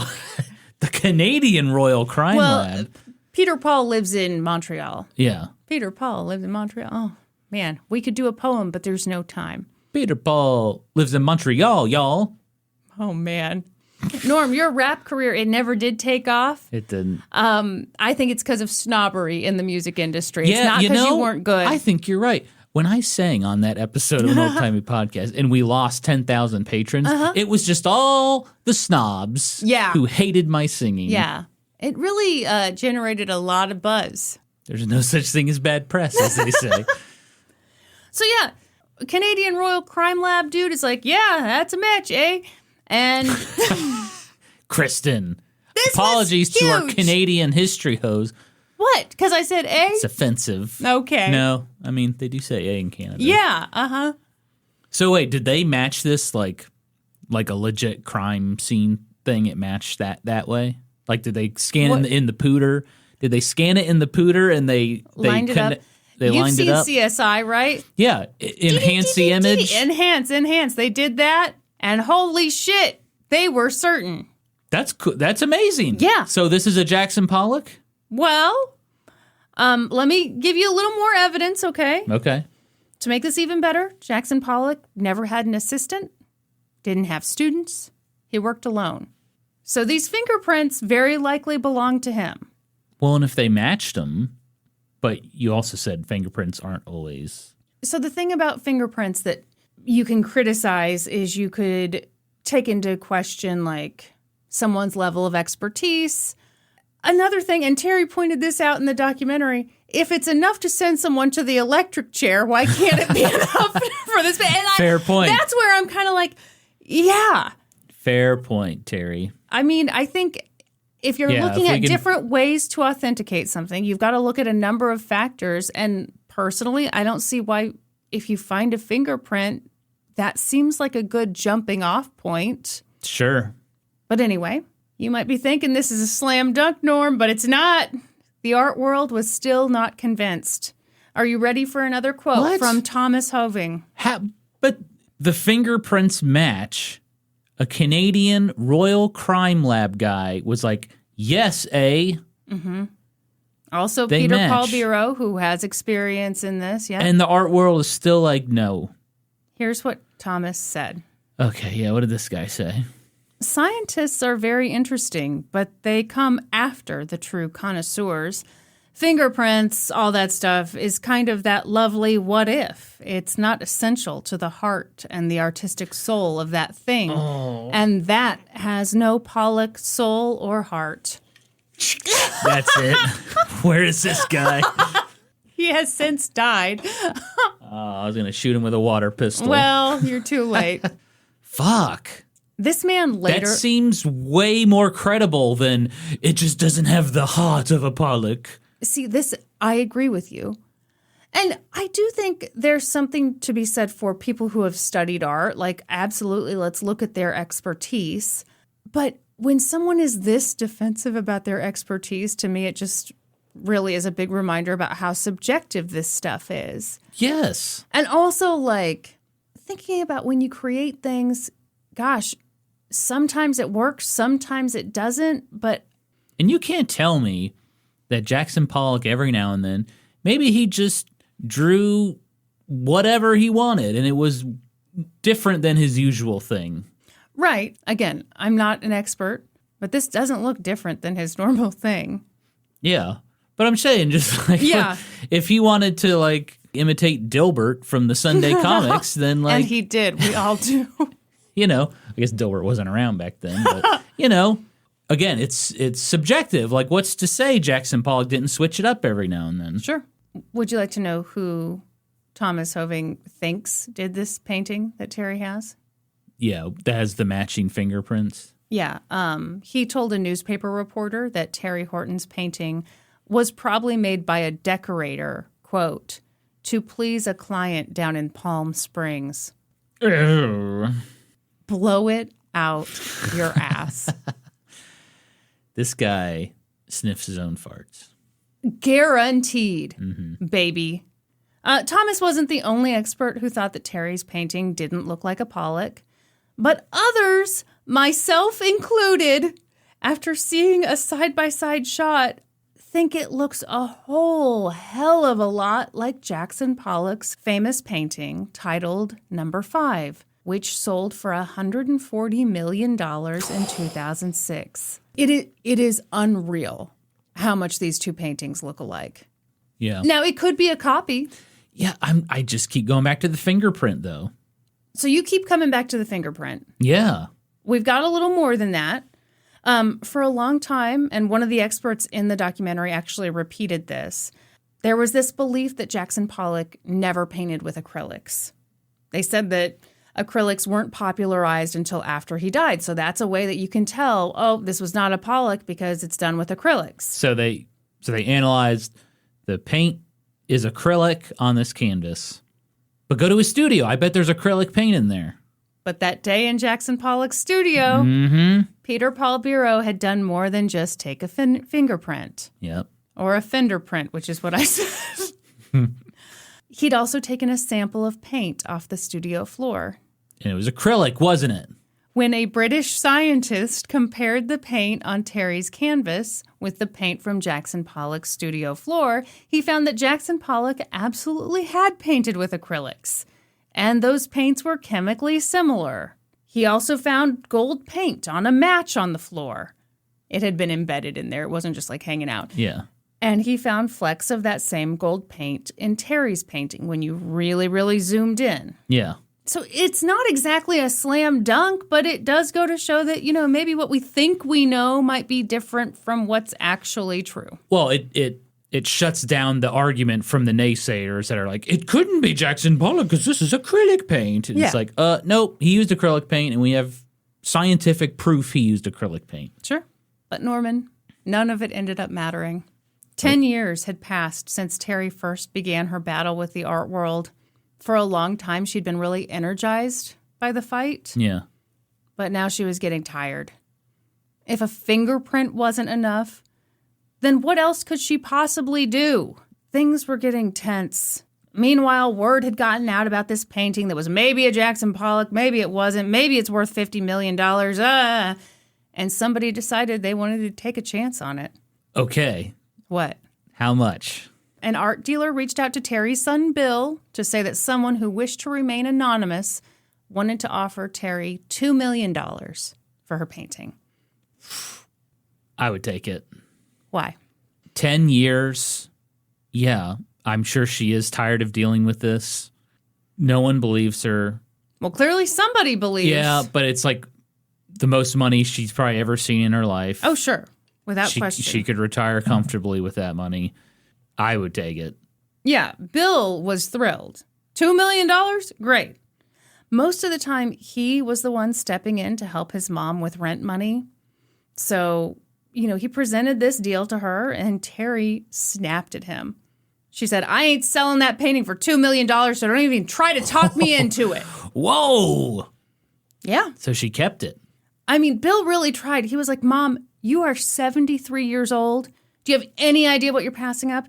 You could invest that money, live off what you earn, never touch the principal. You could pay your own bills. You could leave the kids a nice inheritance. But Teri refused. She's stubborn. She's stubborn as hell. Mm-hmm. I admire that, I guess. Yeah. I, a non-threatening boy, would give up and just say, okay, I'll take $2 million. Okay, I had this thought. I want to hear what you think. Okay. I was thinking this morning, especially getting to this part, because, let me read you first I'm going to read you a little more, and then I want your opinion on something. So the documentary crew obviously asked her about this. Here's how that conversation went. Interviewer: Teri, $5 investment becomes $2 million. That's real money. And Teri said, is it really? Not when you're sitting on principal. It was principal. An interview with Anderson Cooper went kind of the same way. Anderson said, there would have been some people say, look, $2 million, you spent $5 on this painting, you're offered $2 million, take the money and run, some people would say. Teri: true, but it was not a fair offer. Be fair with me, and I'll sell it. Anderson: so you're not really sure at this point what you would take for this painting? Teri: no. I'm not going to let him steal it from me. Okay, so my question for you. If this woman sitting before you, Kristin Caruso, if she had been born into the circumstances that Teri had been born into, would I be Teri? If you had been born in the Ozarks, grew up poor. Well, and specifically like in this time period where women are really, really pushed around, I just think this morning, it kind of, I don't know. You would not sell. Hell no. Hell no. Now, it would be hard. The thing that would maybe influence me is if I wasn't able to pay all my own bills and my kid was helping me out, that would make me be like, oh, I need to, But that stubbornness, that whole like, this art world hasn't treated me fairly. They think they're better than me. They want to give me $2 million. Meanwhile, as soon as someone who buys it for $2 million, then it's going to magically get authenticated. Ooh, I wonder how that's going to work. And then it's going to sell for $50 million. Oh, I'm telling you. Yeah. I just feel like I'm looking at my personality that was dealt a much different hand. Yeah. You know? Yeah. And I'm not saying it's good because I think it's very self-destructive to think that way sometimes. Yeah. But I do like her mindset of like, you can't really put a value on principle. In many ways, you would feel like you lost and like Yeah, if you didn't get a fair price for it, Yeah, sure. you feel like you lost and you gave up. And so I get that, like not wanting to sell. Mm-hmm. It's weird how you can hear a value like $2 million, and even that is just like, no, I'd rather, I don't want to do it because like that feeling of defeat would be worse than the happiness of having $2 million. Sure. I still think I would have sold. No, I think that's a very normal, like that's probably a more healthy way to view it is like, you know what, sure, let's be done with this. And I don't fault Teri at all. I don't think, Teri, you're crazy. No. Mm-mm. No, I get it. So it was official. Teri was willing to die on this hill, which was kind of funny because Jackson Pollock, when he was alive, never sold a painting for less than what he thought it was worth. Even when he was broke, even when he really needed the money, it was the principle. I admire that. What was the cheapest painting he ever sold, do you know? Oh, I don't know. And it would have been, fairly cheap. I mean, back in his day when he was first starting, it was like a couple $1,000s. But, that was big money. But, he had in his mind what something was worth. And he would hold out, even if it was kind of self-destructive to hold out in a way. I think that's what my eBay seller did with this Crystal Light advertisement. They're like, I want $20, and that is what I want. I mean, it is kind of incredible that they got $20 for that. Mm-hmm. You had a buy it now price on it. No auction. This is what it's worth, and you're going to pay me for it. I get it. So Teri was sticking to her guns, and although she claimed she reached a point where she was ready to give up, I do not buy it for a second, because in the early 2000s, she found herself in a bookstore, and she stumbled across a book by Todd Volpe titled, Framed, Hollywood's Dealer to the Stars Tells All. Ooh. And even though Teri wants you to know that she never paid $25 for a hardcover book in her life, she did that day. She had to know what Todd had to say. So, who the hell is Todd Volpe? Yeah. In short, a huge douche. Oh, okay. He had slicked back hair, which is tough because he's nearly bald. But, A for effort. He's also the biggest name dropper this side of the mighty Mississippi. Back in his day, he was a big-time art dealer. He wants you to know that he worked with Andy Warhol. Ever heard of him? Barbara Streisand? Bruce Willis? Jack Nicholson? Bruce Willis? Yes. Wow. Are you impressed yet? I am. But, oopsies. Todd ended up stealing like $2.5 million from his clients. And, yeah, he got caught. He was about to go to trial for fraud. But like 2 seconds before the trial was going to start, he got a plea deal. And now he's writing his tell-all book. He wrote his tell-all book during his 2-year prison sentence. To kind of get some of the money back. Sure. That he's going to owe to Bruce Willis. So, Teri wasn't bothered by his past. She wanted to work with him because she figured the whole art world was full of fraudsters. He's just the guy who got caught. So she's not worried about this at all. So she reached out to him. And you're not going to believe this, but he was very much available to be hired. Of course, yeah. He desperately wanted back into the art world, and Teri's painting presented a unique opportunity. So he came up with a big plan. He created Legends Art Group. Ooh. I saw another name for this company that was just Provenance, which I think is a good name. Mm-hmm. The idea was he'd create a group of rich people who would pool their money, get the painting out of Teri's hands, because, use Peter Paul Biro's skills to get the painting officially verified, along with a lot of other iffy paintings, and then they'd sell those now authenticated paintings for a tremendous profit. So, like a group package, you get like multiple paintings. Group. Ah, okay. Yeah. They're investing in authenticating art. According to Todd's plan, Teri would walk away with $25 million. Yeah, I don't know if I trust this guy. Yeah, I don't trust him either. Didn't he just go to prison for this? Yeah. Probably doesn't surprise you to hear that this never panned out. Yep. So I don't know for sure what happened, but I'd imagine that once you've gone to prison for fraud, it's really hard to convince people to invest in your sketchy company, especially when you're trying to re-enter the field where you just finished ripping people off. That's just a guess. Yeah. I was thinking of your description of him being bald with slick back hair. And you were getting turned on? No, it made me think of that product back in the day. It was like spray hair. Yes. And I was like, I wonder if he used that to cover up the...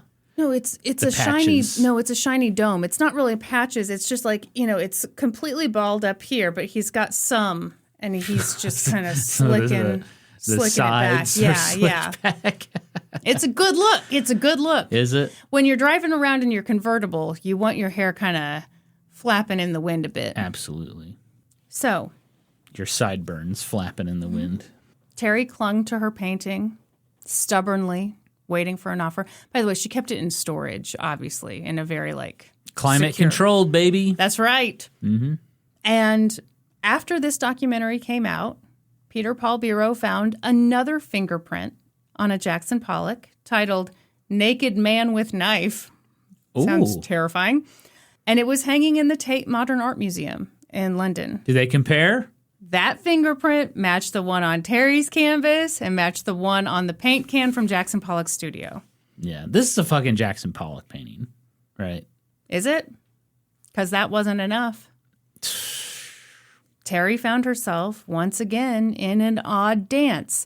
The art world wouldn't authenticate her painting, but some people in the art world clearly believed she had the real thing. I don't understand. You have two fingerprints that match. The art world doesn't believe in that, though. Seems like hard evidence to me. Sure. Just because it's a Pollock that you've never seen before doesn't mean he didn't do it. An art collector offered Teri $9 million for her painting. Ooh. She said no. It's a lot more than $2 million. In fact, it's more than 4 times as much money. Math. Yeah, but she said no. For what it's worth, at least a dozen people came forward to claim that they were the ones who did Teri's painting. Yeah, right. Yeah, who hired them? Oh, Norm's. I've your tinfoil hat on, Norm. Yeah, I've gotten full conspiracy there. Did some art snobs hire people? Yeah, why don't you claim you painted this? They talked about living in California, near where Teri purchased the painting, and imitating Jackson Pollock's style. Yeah, explain the fingerprint then. There were also people who pointed out that Jackson Pollock's brother lived in Inland Empire, which apparently isn't too far from the thrift store where Teri bought her painting. Uh-huh. So, there's this other side that's like, look, it's not that mysterious that it might have ended up in this area if he had a brother who lived nearby. Sure. The documentary created a lot of conversation about whether Teri's painting was real and also about classism in the art world. Yeah, no kidding. That was kind of the interesting thing to me is the guy who did this documentary said that to him, that's what this is about. And I completely agree. They're mad It's about classism. They're mad that a poor woman found a Jackson Pollock in a thrift store. Jealous lil bitches is what the documentary should have been That's titled. what it's really about. But the documentary also created some unexpected conversations about the expertise relied upon in determining the painting's authenticity, specifically whether Peter Paul Biro's analysis could be trusted. Oh no, what did he do? This fucking breaks my heart. What did he do? Is he a pedophile? Oh, sorry. Not that I know of. I know. I shouldn't say not that I know of. I should just say no, because that's crazy. Sorry, that's where my first thought. Damn it, we can't use. He could. We can't use his expertise. He's a pedophile. Damn it. No. No. This was so upsetting to me because, like I said, I saw this in 2007. I have loved this documentary ever since. I didn't come across this until last night. What is it? And I don't know if you noticed that my mood dipped really bad last night, but here's the story. It did. I was like, what is wrong with you? I couldn't tell you, but it made me, oh God. Okay, so here you go. 4 years after this documentary came out, The New Yorker did a piece on Peter Paul Biro. And holy shit. What? In it, the author wrote that in the 80s, Peter got into some legal trouble. As in, he and his dad and his brother and their various art businesses had been sued more than a dozen times in the 80s and 90s, sometimes for lack of payment, but other times it was for selling questionable and possibly forged artwork. This article goes in depth, and it is upsetting if you want to believe in Peter Paul Biro at all. The author questioned Peter's scientific methods because it turns out Peter is a mostly self-taught scientist, especially when it comes to fingerprint analysis. But what about his Canadian Royal Crime Lab friend? I mean, again, yeah, he's not self-taught, but I think there's something to be said for if you're just checking someone else's work, maybe you're not, yeah. All right, well, bring in someone else then. Hold on. The author talked to fingerprint experts who suggested that some of the fingerprints that Peter discovered on these major works of art might have been planted. Like he did it? Planted in recent years as opposed to imprinted in real time as the artist worked. What? The author talked about how other experts are suspicious about Peter's findings. The stuff about finding acrylic paint on Jackson Pollock's studio floor. Apparently, other experts have done similar examinations and found no acrylic paint on the floor. And then when they were like, well, what test did he use to determine that this was acrylic? Didn't he send it to Fred Trout? So these other experts say that the method that they use to test it isn't the method that you use for testing whether something is acrylic. I know. Damn it. I wanted to believe. Here's the thing. This thing goes on and on. I am giving you just the highest level stuff. You're just giving me the titty bitty. And it is an upsetting titty bitty. I read through this. I was like, I wouldn't believe a word this man said. That's a great Discord name. An upsetting titty bitty. Someone claim it. I didn't write down in depth this stuff, but like basically Peter's dad was a painter, kind of not a very successful painter. And I guess they sold some, famous works of art to this couple. Yeah. Supposedly attributed to some artist. I can't remember the name. This is Claude Monet. Yeah. And Claude Monet's wife, or whoever the fudge, saw them and was like, those aren't real. I can tell those aren't my husband's. So the couple came back, not really thinking like, oh, they defrauded us, but they were like, hey, where'd you get these originally? Yeah. And they could never quite come up. Well, ironically, I think they said it. Someone named Pops. I'm not making that up. It stood out to me. And this went to trial, and like there was all this stuff about like, okay, well, who is this guy? How did how was the paint? Just like asking basic questions, and they were like, we paid for this with a Steinbeck, or was it a? I mean, sketchy shit. This guy can't be trusted. Is what you're telling me. That's what I'm telling you. Not a pedophile that we know of. But we can't be trusted. No reason to think that. But can't be trusted to verify art. No, and I will say, just because this dude's clearly a fucking sketchball, and now we're heartbroken and we can't trust anyone on this earth, it doesn't necessarily mean that this wasn't a Jackson Pollock. It just means that this expertise that we pinned our hopes and dreams and crystal light on cannot be trusted. Get another fingerprint.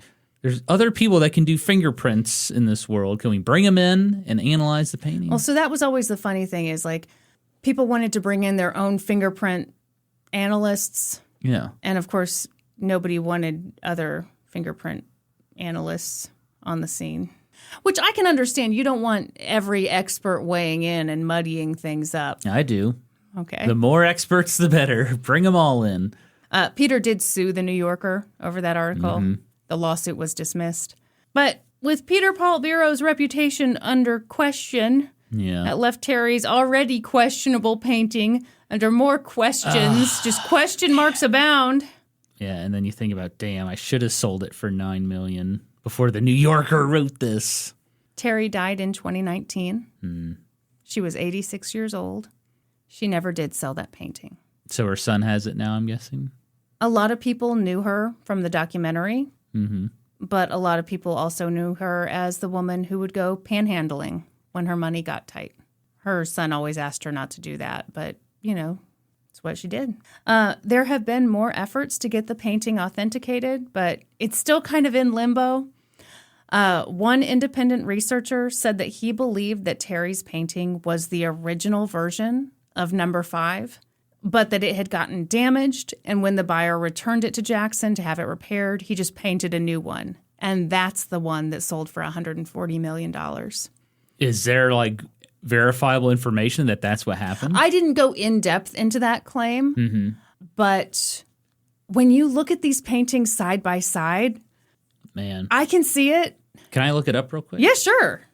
Yeah, they do look very similar. They do, don't they? Yeah, like colors and everything. Yeah. Man, that's crazy if somebody was like, my art got damaged. Can you fix it? And Jackson Pollock's like, how about I just make a new one? I don't think it's that nuts, I think it just shows how talented the guy was. Yeah. In an interview after his mom died, Bill said, I'd take $50 million if the painting could be authenticated. But I'm being a realist. I'm not going to fight the art world like my mom did. And that is the story of a long-haul truck driver who maybe bought a Jackson Pollock painting? Question mark, question mark, question mark. Wow. Incredible. I love that story. I love her. And man, I was just, like I said, I was fucking devastated by that New Yorker article. I mean, very well reported, even though I hated reading every word of it because it did not make my tummy feel good. I think it's so funny that you could tell I was upset last night. Well, yeah, I was like, is everything okay? And you finally had to be like, Norman, you're not responsible for my feelings. Just let me feel how I feel. And I was like, okay. Yeah. But I was like, but I am your husband, and I'm just worried about you. I know. I was just, it's like because I knew I was about to tell you this story, it's like I couldn't tell you this thing. And also it felt a little silly that I was just so sad about it, but I am sad about it. Yeah. Well, excellent story. That's probably the most recent story we've done on an old-timey podcast, right? It's funny. I was kind of like, does this count? And I was thinking, it counts. Well, here was my logic. I was thinking, if we're treating this like it's a Jackson Pollock painting, then it was probably painted in 1947. In which case, old-timey. Old-timey, baby. Hey, history is the memory of things said and done. This has been said and done. So we're going to talk about it. Check. And if you really want to feel old yet? 1994, 30 years ago.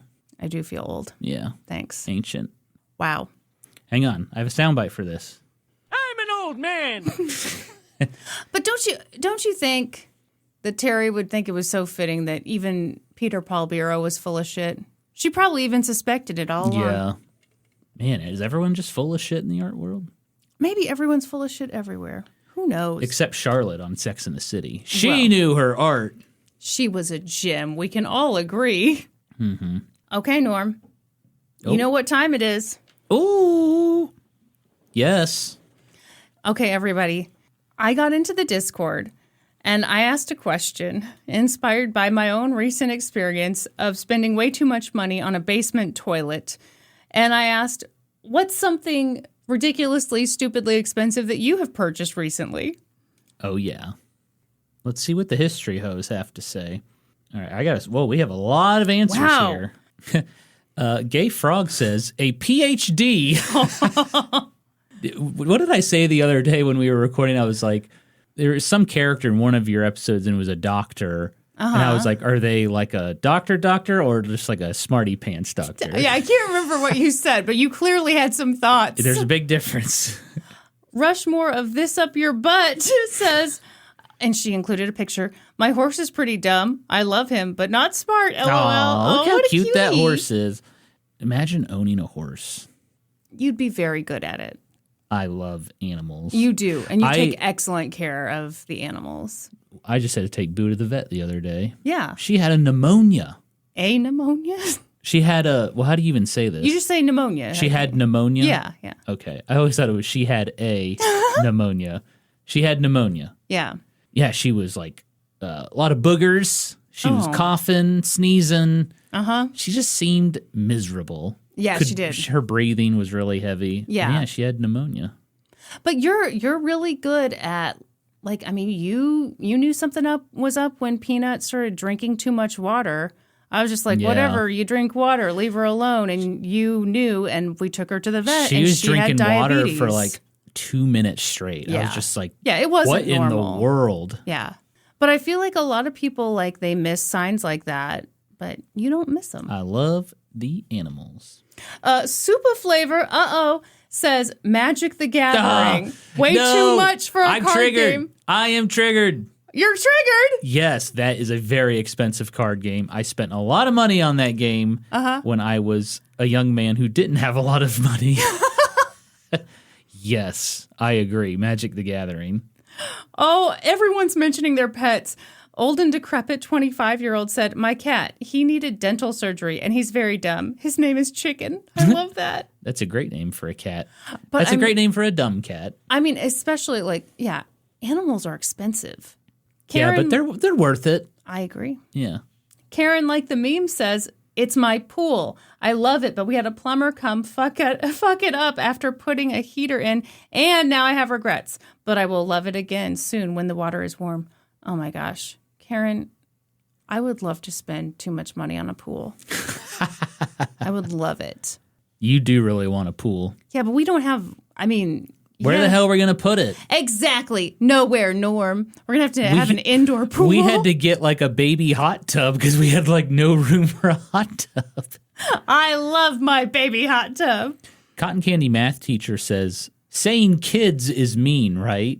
Oh. Her answer is children. I know I didn't get it. I'm sorry. A little slow there. I think we can all laugh at the joke, though. I think we can. Kids are expensive. That's right. And, you know, all these dumb politicians are like, it's a real mystery. Why are people having less and less children? I just don't understand. And it's like, look how expensive it is to have a child. And then they want to make fun of us really cool childless cat ladies. Bad idea. What'd we do to upset them, those weirdos? Sucks Balls Donut says, a $90 Moana crab costume to embarrass my 9-year-old as her bus goes by. That sounds like a wonderful investment. So they're going to wear the crab costume. Oh, very interesting. Oh, Problematic Bluey says, I have a degree that I don't use, but in the spirit of the question, I also have a hot tub. Yeah. Congratulations to you, Problematic Bluey. I think a hot tub's a great answer for... Oh, fuck. See, the bad thing about this question is I'm getting ideas on how to spend more money. This is the opposite of what this question was supposed to do. Are you looking at the massage chair? You know it. You know it. Allie Pat Mrow says, 0 gravity massage chair with heat and Bluetooth. Oh, my God. I have looked at those online, and they are stupid expensive. They are very expensive. One so bad. But like when they have them at Costco to demonstrate, I cannot get in one. No, and it's cringe when you walk by and there's somebody sampling the massage chair. It is disgusting to walk by someone who is in an orgasmic state. Yeah, they're in the middle of what is "Oh." essentially a grocery store. They have Clorox wipes right by the massage chair because after you get out of it, they should gotta put wipe up a that thing screen. down. That should be done in private. I honestly think I would rather see someone use a toilet than watch them be massaged in a 0 gravity chair. Okay, I have a good answer here. Okay. Toot and Scoot says, my most embarrassing was paying for my ex's plane ticket, hotels, and food to come visit me, and an engraved bottle of his favorite whiskey, only to have him cheat on me less than a month after that. Okay, that does fucking That's suck. a great answer. That is an excellent answer because it's so true. I feel like we all have somebody who like either you spent too much money going to see them or like, and then in the end you're like, why did I do that? Why the hell? I never went through that, but you know, my dating history is like two fingers. So 2 fingers. that's about it. Oh, we have multiple answers for my children. Biblically Accurate Furby says, I spent too much money on Pokemon Go when it came out. I was a broke high schooler, but I was a ripped Pokemon trainer. Hell yeah. Hey, as long as you enjoyed it. Just like, I'm going to enjoy this new toilet we have. I still haven't used it. Yeah, Desi says, I think I speak for a lot of gamers when I say I've spent way too much on games that I don't even have enough time to play. Unfortunately, I still buy them. Yeah. That's a Normie C thing. Oh, yeah. So Steam, which is like a platform on the PC to like play games and download them, they have sales every year. Yep. And games are just dirt cheap. Yep.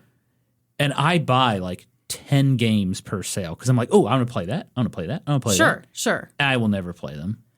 Never. I have noticed I have to be really careful about a sale because that's how I get tricked. I'm like, well, this is a great deal. And of course, it's not a great deal if you're not actually going to use the thing. Mm-hmm. Ooh, you ready for this one? Yeah. Save Bandit says, my husband decided he needed a riding lawnmower for our petite yard. He used it 3 times before deciding it was more trouble than it was worth. $2,500. You had a little petite yard, just a cute little petite yard. I mean, man, how quick was that mow? Was it over in 2 minutes? But I can see if his thing was like, it takes so much to get this thing going, and I don't know, all the bells and whistles you have to push, but if it's too much, sure. I'd rather just use a regular mower. Leroy Jenkins, a Disney Gucci wallet. I'm a Disney adult and a designer handbag kind of gal. Oh, my. Kristin, what would you do if I bought you Disney? I bought you Gucci, but it was Disney Gucci. Oh, man. I'd be pretty sad. Pretty sad. Because how much is that? Let's look it up. I didn't even know they collaborated. Disney X Gucci card case wallet. Wow, this is very very fancy looking. Probably the fanciest looking piece of Disney merch I've ever seen. I mean, it should be. How much? Hang on. Wow, they have lots of designs. It looks like they average around $500. Okay. $600. That's honestly less than I was expecting. So now I'm like, what a bargain. For a wallet? That's yeah. expensive for a wallet. Well, it's Gucci, baby. Oh, Katie Coe says, my ex-husband, he was dumb and the divorce was expensive. See, that's a real answer right there. Yeah. We shouldn't be complaining about this toilet, okay? At least we're going to use the damn thing, right? I haven't used it yet because I'm so intimidated. But yes, I will one day. Please let me go down there with you. I'm not. And show you how to use it. I will one day muster all my No. courage. 2 Whole New Podcasts says, I'm perfect prey for a mall kiosk person or a door-to-door salesman. Oh, no. I bought a $2,000 Kirby vacuum and made payments on it for 3 years after someone rang my doorbell. I've been talked into bug treatments for the yard. I've almost bought textbooks. I recently made a guilt donation to Doctors Without Borders. A great cause, but I really didn't want to make a $90 recurring quarterly donation. Listen, we've all been duped before. Kristin has stories. I have stories. Are we going to tell any stories? If you want. Sure. Although mine wasn't a donation. This is so, oh my gosh. You received a call from the IRS, apparently. I was in my early 20s. I got this phone call from someone saying they were from the IRS and there was a problem with my tax return. I got super scared. I can't even remember how much money she got out of me. I think it was like $200, which was a lot. Fun fact, folks. Wow. The IRS will never call you. Yeah, I did not know that. Instead, I gave them my info as quickly as possible. I was so upset. And the worst part, worse than giving the money, is then being like, oh, I was duped out of that in 12 seconds. From a phone call from some random ass lady. I fell for the door-to-door salesman. They were selling books or something. And I didn't need any books, but you were told it was for a good cause. Yeah, and I was like, oh, well, I'll buy them for the Boys and Girls Club or something. Yeah. And it was just, after they left, I was like, wait a second. Yeah. So, look, we've all been there. Yeah. Okay, but hey, it's a moment to learn and grow. I have a great answer here. What? Very Expensive says, once I decided that I wanted to start being more adventurous and outdoorsy. So I found a pop-up camper and bought it for $3,800. Oh, okay. I'm an extremely impulsive person. Long story short, I never used it because my SUV could not even tow it. It sat in my yard for years, and I gave it to someone for free, so I just didn't have to look at it anymore. Honestly, I think that's smart to be like, I'm going to cut my losses. Well, they didn't fall for the sunk cost fallacy. Exactly. That's what I'm saying. Yeah, that money's gone. Yep. It's gone. So, No, the worst decision would be to be like, I'm going to go out and buy an even bigger, more expensive vehicle that can tow this thing that I never actually want to take anywhere. Yes. This is turning into us helping justify people's purchases now. That's right. Ooh, Orlando Bloom is in our Discord and says, when I was in middle school, I went on a school field trip to the Boston Aquarium, and I spent $50 on a bongo. That's a lot of money for a child who can't even play the bongo. I agree. It's amazing. Man, I can't believe the Boston Aquarium even sells $50 bongos. I remember when I was a kid, we went to this little store, and they sold baseball hats. And I really liked the Toronto Blue Jays when I was a kid. Right. But they didn't have a Blue Jays hat. But I was so hyper fixated on I want a baseball hat. Hyper fixated, huh? I bought a Baltimore Orioles hat. Noted rival of the Toronto Blue Jays, by the way. Because I just had to have a baseball hat. Sure. And I remember walking out being like, that was so stupid. Oh. I was really hard on myself. I'm sure And my you brother were. teased me relentlessly for it. My brother is an Orioles fan, by the way. Yeah. And he was just like, you don't even like the Orioles. Why'd you buy that? That was stupid. You know.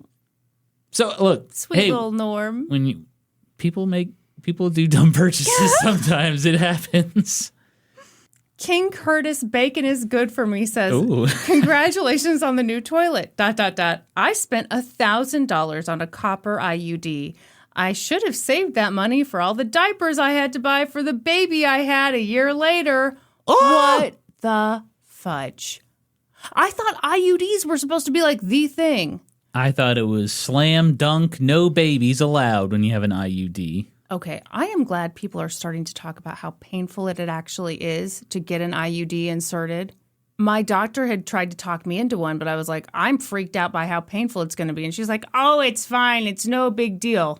And I held off because I was like, there's no way it's no big deal. There's no fucking way they can insert something into you like that and have it not be painful. Yeah. And now, years later, there's all this talk about, oh, it actually is painful. And if the dudes got IUDs, they'd be probably knocked the fuck out for the whole procedure and given, pain meds for months. That's just me talking. But still, you get the idea. Poorly Fleshed Skeleton says, I bought a stone replica of the bust of Mr. Darcy from Pride and Prejudice. It was very expensive to buy and very expensive to import from England. And I bought it instead of new furniture that I desperately needed, but I don't regret a single cent. That is Good amazing. for you. I love it. Okay, we've got a shitty one to read. Okay. Lesbot the Digital Cow says, I took a spontaneous trip to Kansas City last March. Lesbot, how fucking dare you? Wait a second. When did she take that trip? March. The live show? Yes, the live show. What the? Wait a minute. Pretty sure we met. We definitely did. Should we read one more? Can you find one more? Slut for frozen pizzas. Here we go. Does 19 years of Mormon tithing count? Tithing. Tithing. Does 19 years of Mormon tithing Joe, count? please leave it in. No. Please leave it in. Joe, if you don't cut this, you're fired. Joey Joe Jr. Shabadoo. Keep it in. Everyone, should we introduce Joe to the people? Hey, Joe. He's a video editor. Okay, well, that was... Jimi Hendrix. Yeah, Joe's going to probably cut that just because he's embarrassed by it. But, yeah, Joe is our new video editor. Everyone, say hello to Joe. Hello, Joe. Should we wrap up on the tithing? Or do you want to do another one? I kind of want to look for a few more. Sure, go ahead. Headshot portraits for my dog. Well, those look pretty darn cute. That's amazing. I think a great that's worth purchase. all the money. What the hell? A royal historian says they purchased a title in land in Scotland. They get 1 square foot of land for 175 years. That's Well, kind how of much does sounds that like cost? It's like buying the stars. yeah, that's exactly what I was thinking of. Okay. Great Alaska Bush Company says, my husband and I wanted to buy some off-grid property for a cabin close to recreational activities. Sure. The state does land auctions, and we spent days snowshoeing out to multiple pieces of property to then be outbid at auction. Finally, we decided to just go for it with 2 acres sight unseen. Long story short, no. we now own 2 acres that are covered in trash, a dilapidated cabin, and 6 abandoned vehicles. That's great. Oh, no. That's so good. That's so good. Buying something sight unseen it's a risk. Hopefully you got a good deal on it, though. Yeah. But hey, our toilet, we studied it on Costco.com, We did. and I'm excited to use it. It was so much money. Oh. Okay, should we wrap up? Let's wrap up this episode. Kristin, do you know what they say about history hosts? We always cite our sources. That's right. For this episode, I got my information from the documentary, Who the Bleep is Jackson Pollock? The article that devastated me, The Mark of a Masterpiece by David Grann for The New Yorker.